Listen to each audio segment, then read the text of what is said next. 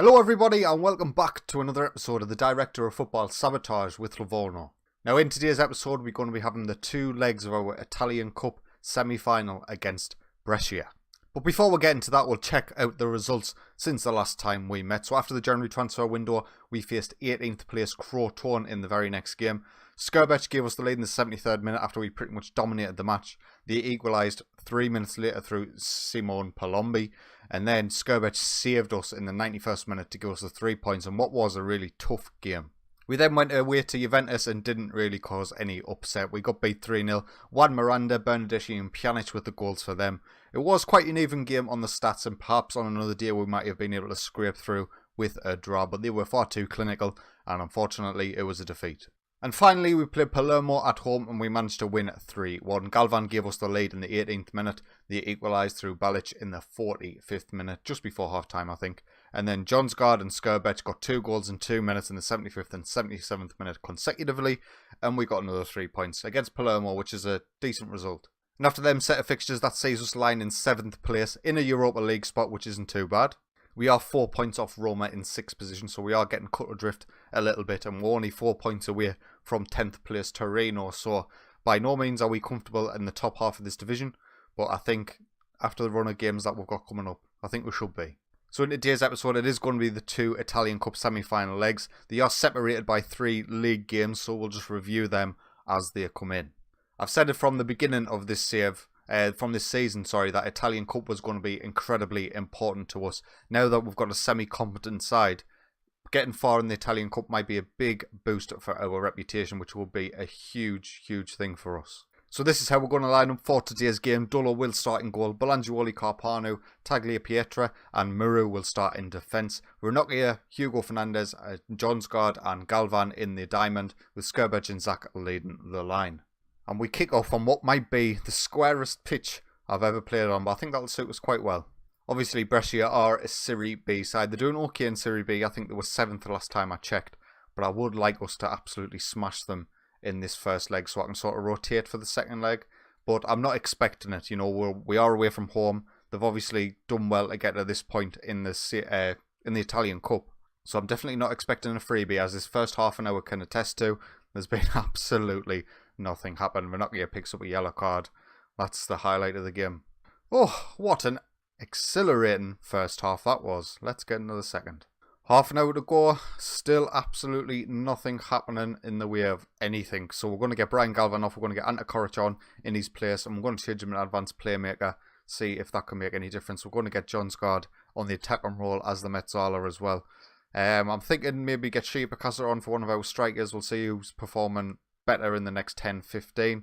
But we've finally got our first highlight and we'll see who it falls to. We do have the ball deep, but it will be very easy for us to give it away. But Ante Coric comes on, feeds the ball into Skrbek. He's in the box. Good save by that keeper. Well, Coric started already as the advanced playmaker, creating something for Skrbek. Highlight now, it's Brescia with a free kick high up our pitch. Morosini on the edge of the box takes a strike and it goes just wide. 15 minutes to go, we're going to have to make some more changes. Going into the next leg with a 0-0 wouldn't be the end of the world, but I would really, really like us to get something from this game. Get a goal at the very least. Skrbek is going to come off for Shea Picasso and Ronaldo Vieira is going to come on for Hugo Fernandez in the centre of midfield. Another free kick for Brescia and another highlight. What a save by Dullo. That could have very easily been 1-0 Brescia, and they're looking really decent. And there we are then, in what might be one of the dullest games you'll ever see on Football Manager 2019. 0-0 Brescia Livorno. We kind of just equalled each other out. There was nothing going for either side really. So we've got a lot of work to do in the second leg. So we've got Napoli to come next, Verona and Udinese, so I'll let you know what the scores were.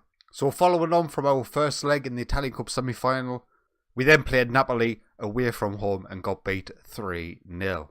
It looks quite even on the stats, but Napoli did dominate this match and they fully deserved their 3 points. We then had Verona at home and absolutely dominated them but could not make our chances count. Ante Coric got a goal for us in the 66th minute after Ricardo Gomez had given Verona the lead. And to not come out of this game with 3 points was pretty devastating. And finally, we then had Udinese at home, another winnable game, and this time we got beat. Kevin Lasagna put them in front 20 minutes in, and to be honest with you, he should have probably had more. He had a couple ruled out for offside, and just look at the stats. We did do enough to get back into the game, but not enough chances created, so we got beat again. So Serie A table is looking like this. We are in 9th position on 35 points, 5 points off the European spots now, so we're definitely dropping away quite a bit. We could find ourselves as a mid-table club. Now, fortunately, our expectation is only to avoid a relegation battle, which I think is pretty certain at this point. But my own personal ambition was to finish top half, and I can sort of feel that slipping away just a little bit. But our focus is definitely now on the Italian Cup. So this is how we're going to line up for the second leg. Dullo, Belangioli, Carpano, whatever his name is, Gasparo, Ronaldo Vieira, John Scott, Petras, Koric, Sheepakasa and Skirbeck. As part why Sheepakasa's playing, Zach got injured for 67 weeks, so he is out for quite a while.